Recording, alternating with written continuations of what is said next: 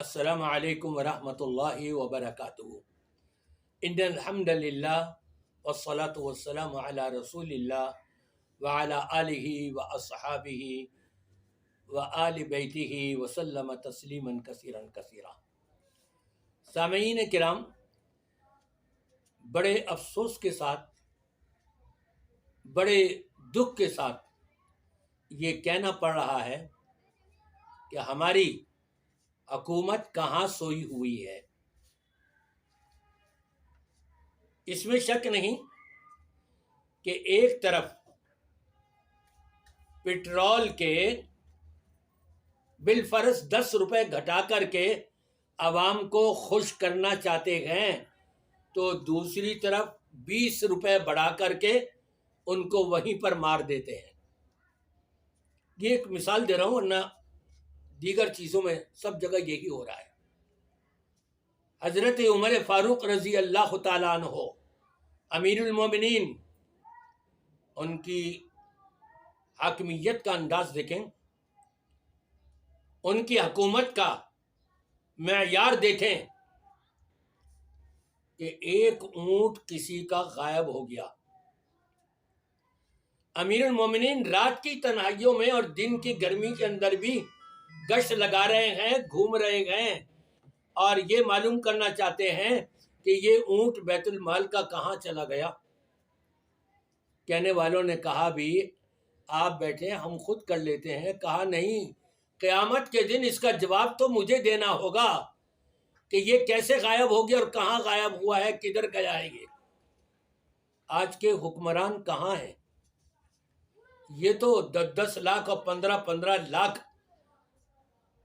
Salary کے ساتھ facilities تمام گھر بیٹھے لے رہے گئے، کام کیا کر رہے ہیں؟ عوام کی حفاظت کر رہے ہیں کیا؟ عوام کی حفاظت تو بالکل بھی نہیں ہو رہی۔ خون کے آنسو رو رہے ہیں پاکستان کے مسلمان، چپے چپے پر، گلی گلی میں، ہر صوبے کے اندر قتل و غارت گری ہو رہی ہے۔ یہ اس قتل و غارت گری کا ذمہ دار کون ہے؟ روز قیامت کون جواب دہ ہوگا؟ پہلے نمبر پہ یہ حکومت ہوگی، یہ گورنر ہوں گے، یہ ان کے جتنے بھی ارد گرد میں منڈلانے والے ہیں، یہ سارے کے سارے ہوں گے۔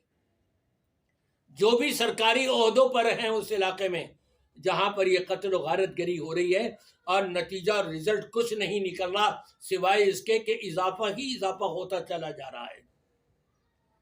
تسلسل کے ساتھ ہر تھوڑے وقت کے اندر بلوچستان میں بسوں کو روک کر، گاڑیوں کو روک کر، سواریوں کو اتار کر یہ معلوم کرتے ہیں تم کہاں کے ہو۔ جہاں یہ پتہ لگا کہ یہ پنجاب کا ہے، شوٹ کر دیا وہیں پر ہی۔ اس کے بیوی بچوں کے سامنے وہ بلبلاتے ہوئے، روتے ہوئے اپنے بیوی، اپنے شوہر کو، بچے اپنے باپ کو گولی کا نشانہ بنتے ہوئے دیکھ رہے ہیں، اور کوئی ان کو پکڑنے والا نہیں، کوئی ان کو گرفتار کرنے والا نہیں۔ جب راستوں کے اندر یہ ہو رہا ہے تو حکومت کی ذمہ داری ہے کہ وہاں ایسا پیرا لگائے، ایسے کیمرے لگائے کہ وہ پکڑے جائیں قاتل۔ جبکہ رب تبارک و تعالیٰ نے قرآن پاک میں یہ ارشاد فرما دیا ہے، وَمَنْ قَتَلَ مُؤْمِنًا مُتَعَمِّدًا فَجَزَاؤُهُ جَهَنَّمُ۔ جس شخص نے کسی ایمان والے کو قتل کر دیا جان بوجھ کر کے، وہ تو اس کا ٹھکانہ تو جہنم ہے، گیا وہ تو جہنم میں ہمیشہ کے لیے۔ لیکن وہ اکیلا نہیں جائے گا۔ جو سربراہان ہیں، جو حکومت میں کرسیوں پر بیٹھ کر کے لاکھوں روپیہ عوام کے خون پسینے کا جمع کیا ہوا کھا رہے ہیں، پی رہے ہیں، عیش و عشرت کر رہے ہیں، یہ سارے حکمران پوچھے جائیں گے قیامت کے دن، اور وہ اپنے ساتھ گھسیٹتا ہوا ان کو جہنم میں لے کر کے جائے گا۔ الا یہ کہ ان حکمرانوں میں، ان سربراہان میں جو اپنی ڈیوٹی صحیح معنوں میں ادا کر رہا ہو وہ تو بچ جائے گا، لیکن دیکھنے میں یہی آتا ہے کوئی سا علاقہ ہو، کہیں نہیں پتہ لگتا کہ کہاں پر ڈیوٹی صحیح ادا کی جا رہی ہے اور کہاں پر نہیں کی جا رہی۔ نظر تو یہی آتا ہے کہ سب بیٹھے ہوئے سو رہے ہیں، اب ان کو اپنے جیبیں بھرنے سے مقصد ہے صرف۔ انہوں نے آپ سے ووٹ لیے، عوام سے ووٹ لیے، انہی عوام کو قتل کیا جا رہا ہے اور ووٹ لینے والے اس طرف توجہ نہیں دے رہے۔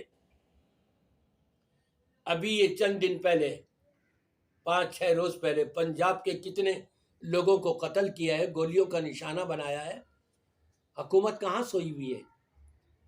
میں حکومت سے مطالبہ کروں گا کہ اگر آپ اپنا حق پورا ادا کرتے رہیں گے تو اللہ کے ہاں سرخروئی حاصل ہو جائے گی، اور اگر اس کے اندر کوتاہی کریں گے دنیا بھی برباد ہوگی اور آخرت بھی برباد ہوگی، تو جہنم رسید کر دیے جائیں گے۔